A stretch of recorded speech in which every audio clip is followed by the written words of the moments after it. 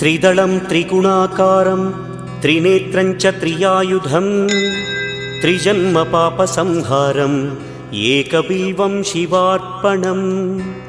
त्रिशाखैः बिल्वपत्रैश्च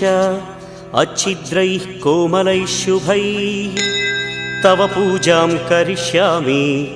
एकबिल्वं शिवार्पणम् कोटिकन्या महादानं तिलपर्वतकोटयः काञ्चनं शैलदानेन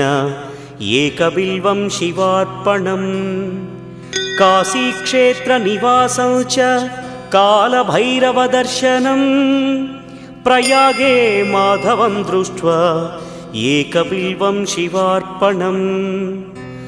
इन्दुवारे व्रतं स्थित्वा निराहारो महेश्वर नक्तं हौष्यामि देवेश एकबिल्वं